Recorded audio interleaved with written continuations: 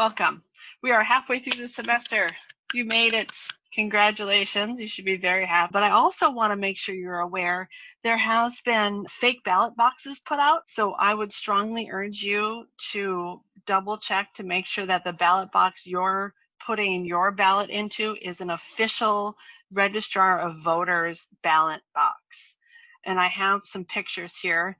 This is the Alameda County ballot box, and you see it says AC vote on there. And some of these fake ones look fairly legit. Some of them just have a thing pasted on there. And then here's what the Contra Costa County looks like. And I didn't have a time to look up Solano County or Napa or Sonoma. Remember too, if you go to the announcements, I have the one for voting, which is down here somewhere, voting resources here from October 1st. So here's where you can sign up to track your ballot.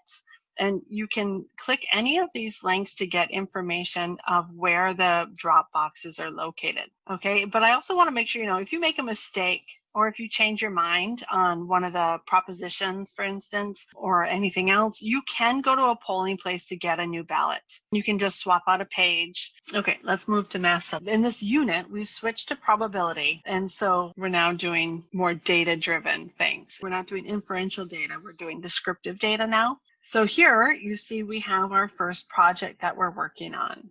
Okay, this is a project that usually I have students do in like week 5, but this semester is so different. I waited to do this project until now. Okay, so in this project, you're doing your own experiment.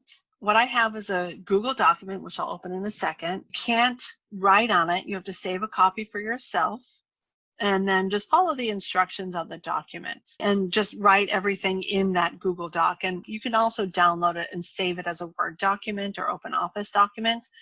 And to submit it, click this button up here, Submit Assignment. And then you can attach a file or you can attach a website URL. So if you're keeping it as a Google Doc, just insert your Google Doc link here. Okay, so here's the document. What we're doing, like I said, you're completing an experiment of your own. We're going to see if emojis make a difference on whether or not people are going to help you with the school project. So to conduct this experiment, you're going to choose some people to include in the study. You're going to randomly assign them into 2 groups, a treatment group and a control group. Each group is going to get the same text message, but one will include emojis and one won't. You're going to compile and analyze the results, and then you're going to make a conclusion about whether or not you think the emojis made the difference in how people responded. The project itself is studying whether or not the use of emojis make a difference in how people respond to a question about whether or not they will help you on a school project. What they don't know is that the school project is this question itself. So by virtue of just asking this question and then getting their response, that is the study. That's the experiment. So the question itself is the project. So because of that, you can't use anyone in this class because they all know what's happening. Okay, so you have to create a sample. Down here in the rest of the Google Doc, I've got step-by-step instructions for you to follow, and you just edit this document, including all the information I ask you for. Try to find at least 10 people that you text somewhat regularly. Okay, 20 is better, 30 is even better if you've got that many. Did I hear a question?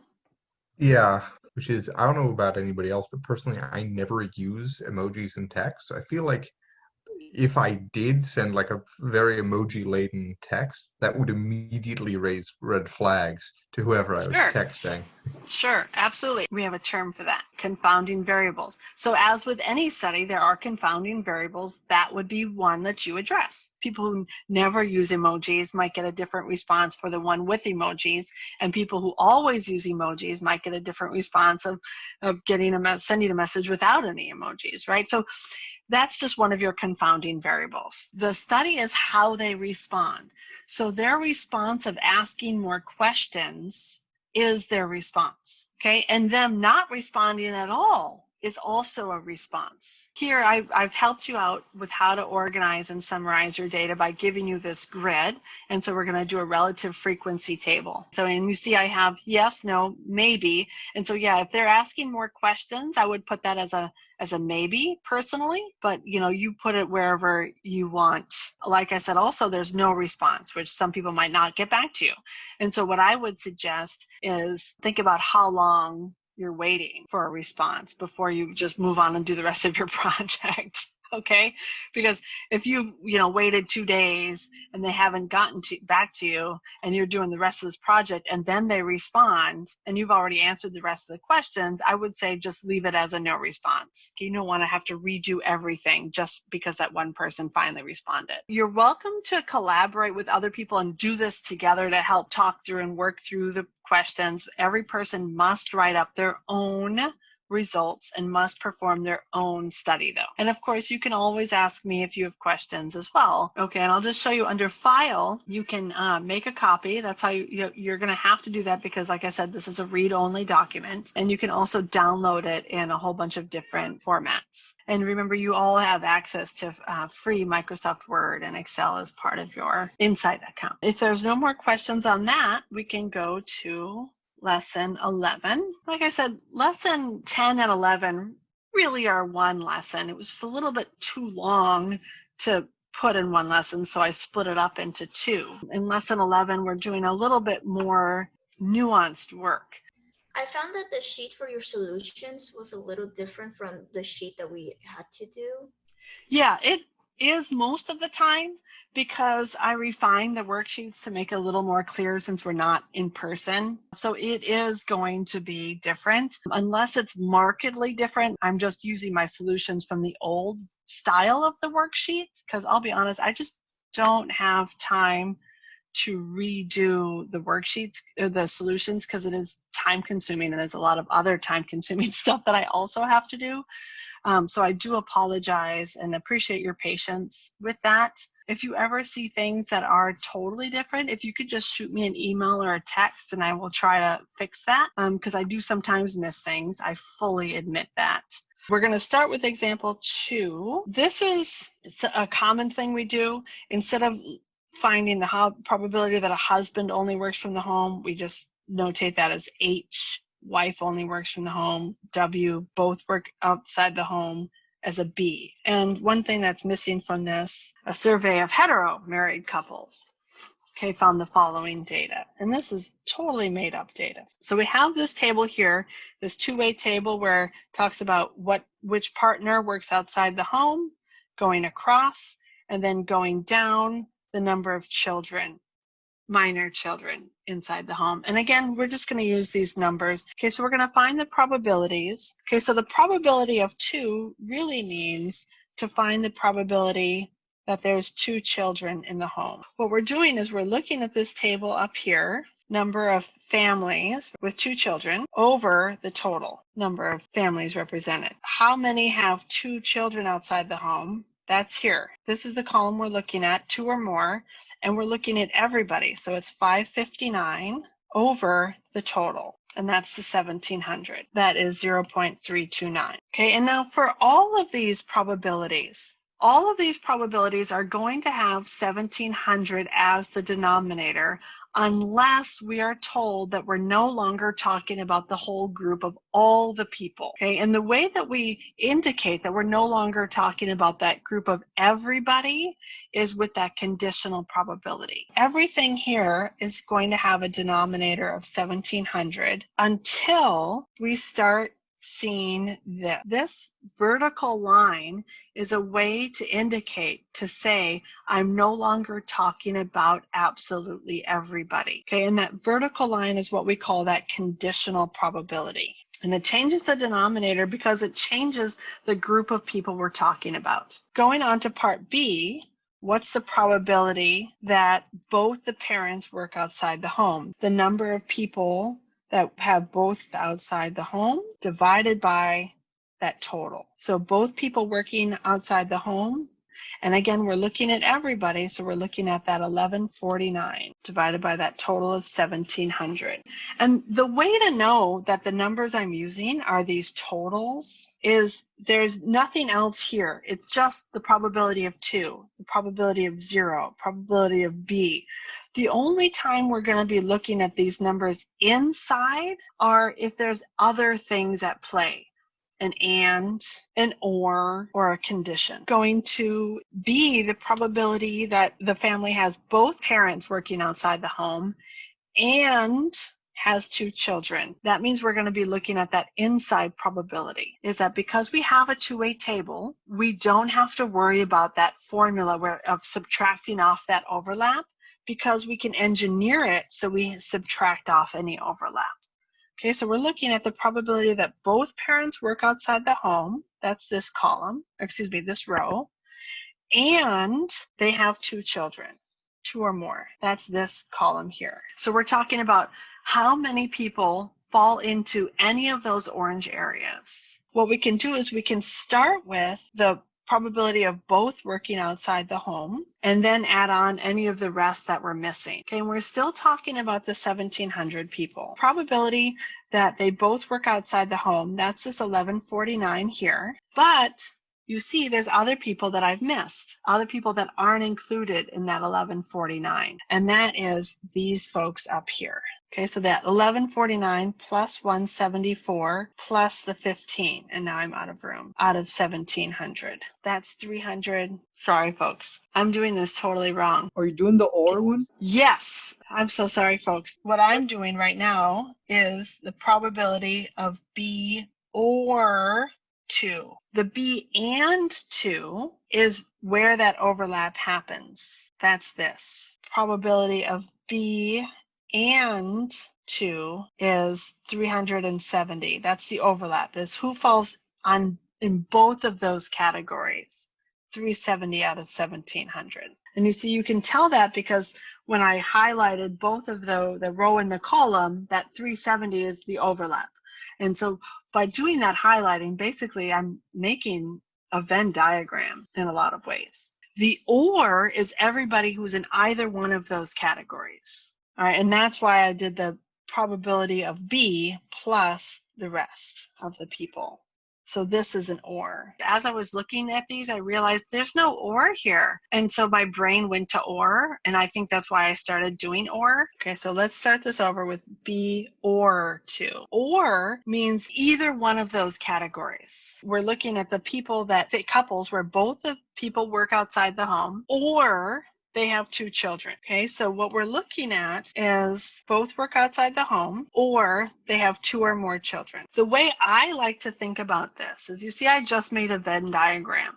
So I choose the one that's first and look at all the people in that category, and then add in any people that weren't accounted for that satisfy that second category. That method works because we have this two-way table. We can easily see who's in one, but not included in not included in that, but is included in the other one. If I was just told the numbers without a two-way table, I would have to worry about that overlap. And that's where that formula comes in to subtract off that 370, because you see that 370 got highlighted twice. That means it's in both this 559 and in this 1149. So if we were just doing formulas, we would have to be very careful to make sure this 370 is only counted once. But because I have this table, I'm aware of it, and I can intentionally not include it twice. What I like to do is find the probability of people that satisfy that first category plus the people in 2 who haven't been counted. And again, it's all over the total because we don't have any vertical lines telling us we're only looking at a special group of people. People that are in B, that's here, that's at 1149. Or you could add 522 plus 257 plus 370.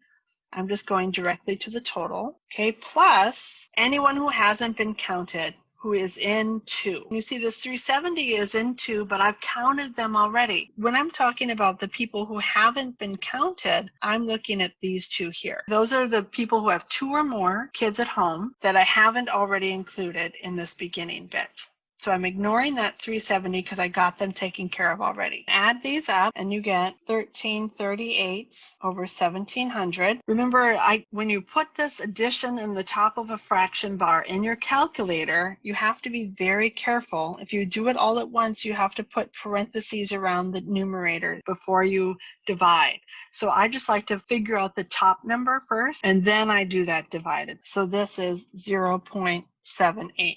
Let's move on then to the conditional probabilities. So I'm going to back up to the definition up here, this vertical line. This is called given. The way I like to think about it is that vertical line is what indicates there's a new denominator. And what's happening is my denominator is no longer everybody. I'm changing my denominator to be whatever comes next. Okay, so that means my denominator isn't everybody, now it's just B. The people who satisfy B. In English, the way I think about this is of all the females, how many of them are pierced? That's how I think about this, what happens here. Now we're talking about just the women. How many of them are pierced? Down here, I have a screenshot of the table from above. Now I'm just talking about the people in this row here. I don't care about anybody else, just the people in this row here.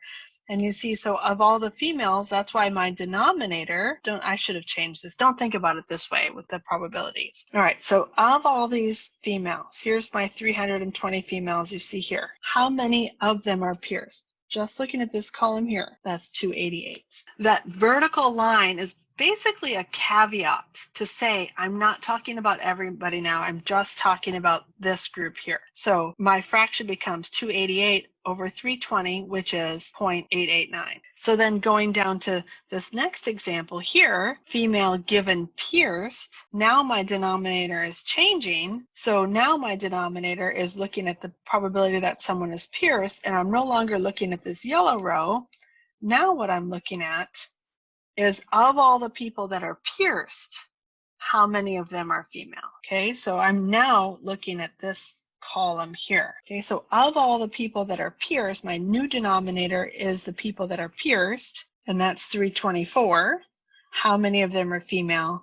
And that's 288. Okay, and you see, do this calculation, you will get the same value that's there. There's a typo here, folks. 288 divided by 320 is 0.90, 90%. Stellar day today in statistics. Things are going swimmingly. We all mess up. Don't be afraid to say the wrong thing and to be incorrect, because you see, I'm incorrect many times in a row sometimes. So you should never be shy at at saying something or trying your hand at an answer. Don't be afraid to be wrong, people. Okay. Recenter. Let's do another example, and I promise I'm going to get this one right the first time. Let's go back to example 2 and the hetero couples. So here we go. We're back on example 2, number 6. Let's find these probabilities of B given 2. Of all the people that have two children in their house, we're looking at just these people. Of all these people, which means my denominator now has changed. My denominator is 559. How many of these 559 people have both the parents working outside the home? That's those 370. So that then is 0.662. Okay, let's try the next one. Okay, so now we're doing the probability that both parents work outside the home given that they have 0 children. Denominator now is we're looking at of all the people with no kids at home. So of all these people here, how many of them have both parents working outside the home? So that's 522. So the probability here is 522 over 788, 0.662. A total coincidence that it looks like the same. Oh, let's talk about independent and dependent. Independent and dependent are really talking about whether or not this second event affects the first. Okay, so for instance, let's talk about these two here. We found The probability of having both parents work outside the home is 0.676. Does having children affect whether or not somebody works outside the home? That would be a question of independence or not. If you already have kids, does that change your likelihood of both parents working outside the house? If having kids did not have any effect at all three of these would be the same. If having both parents work outside the home was completely independent of having children, then this, and this would all be the same. And you see, they're pretty close, but they're not the same.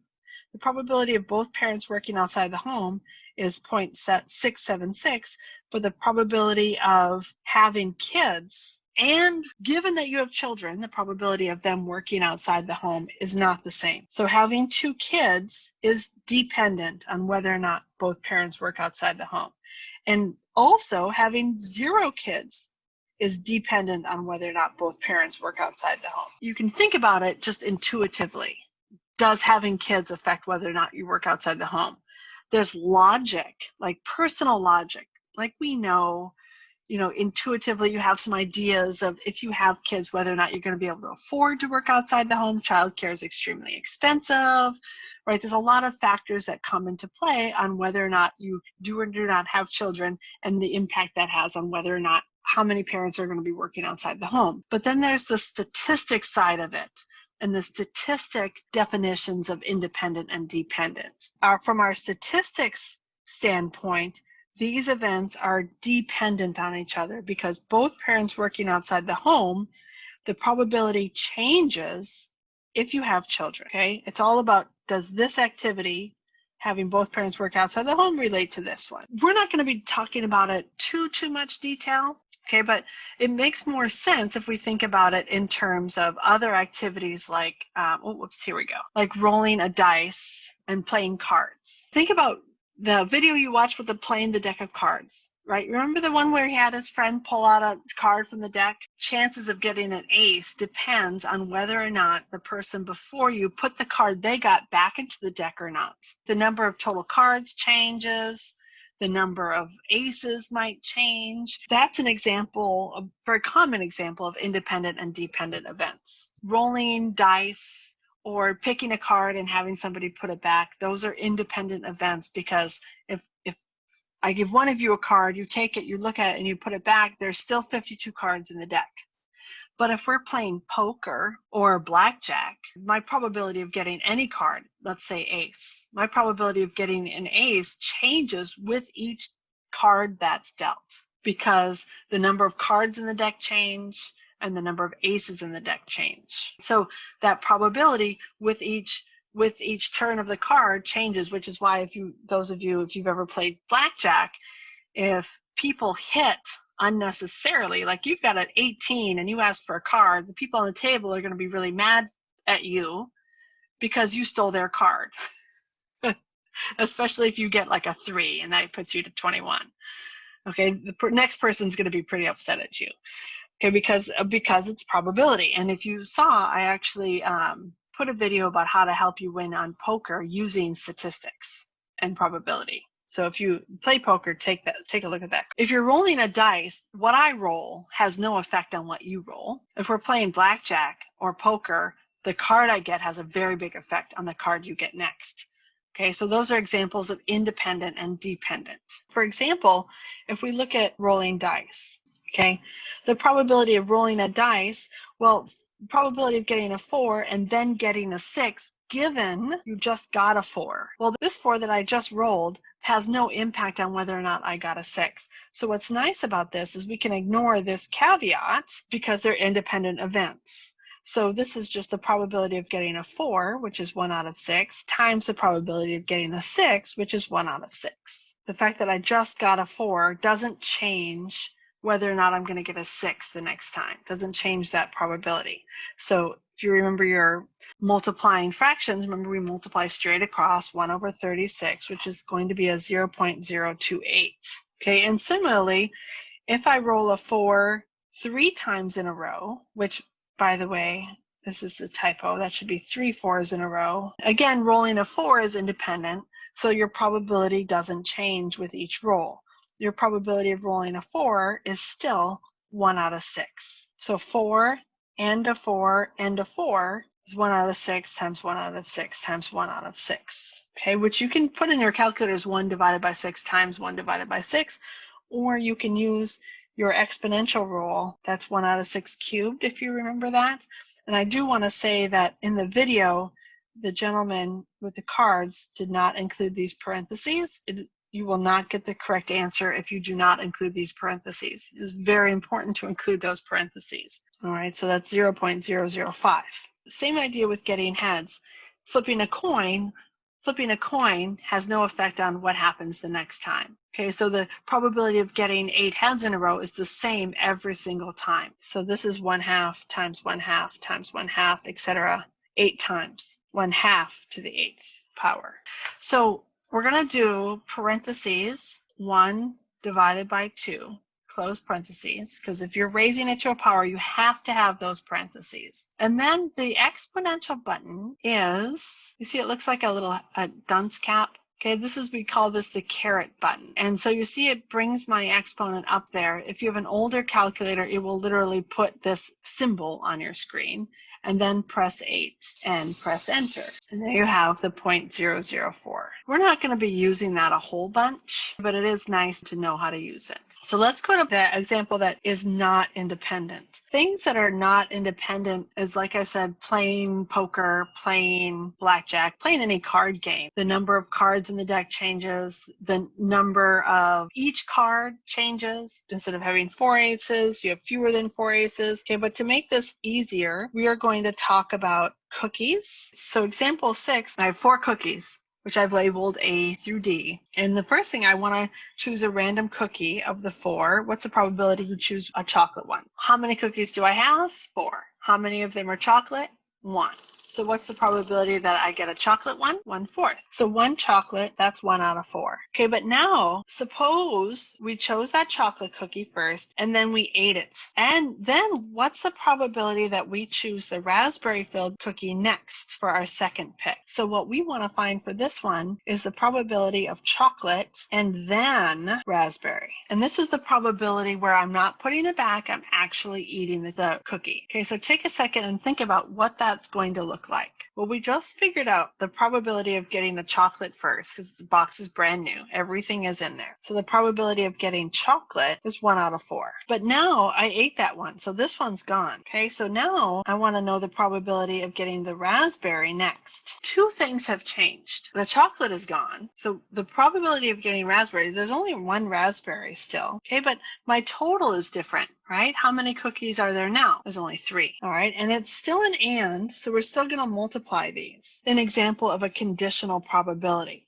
So this 1 out of 3 is, technically speaking, is the probability of raspberry given I just ate the chocolate. Okay, but do you see how it's a lot more intuitive to just look at this set of cookies, cross one out, and see, well, I ate this one, what's left? Instead of the given that you ate the chocolate already. To find these probabilities, we're multiplying these together. This is 1/12, 0.083. So the probability of getting a chocolate by itself without all the cookies still there is 0.25, but then the probability of getting the chocolate and then the raspberry is changed now. It's 0.083. Okay, so now we're going to add a third one. I chose the chocolate, I ate it. So it's the probability of the chocolate, then raspberry, then D, whatever that one is. I couldn't think of a name for that one. Okay, so what's that probability? So take a minute and see if you can figure out that next probability. We're doing the probability of chocolate, then probability of raspberry, then probability of getting that D one. Okay, so here we have the probability of chocolate. That's 1 out of 4. But then I eat it, so that one's gone. I ate it. Then the probability of the raspberry. Well, again,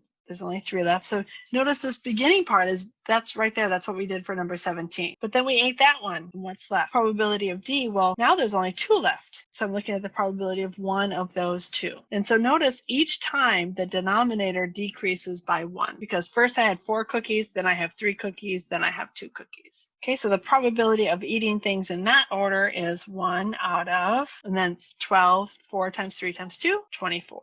0.042. A little bit of a silly example, but hopefully it helps helps you see what's happening here. This is called without replacement because we're taking it out and we're keeping it, so it's being removed from the denominator. Have a great afternoon, everybody.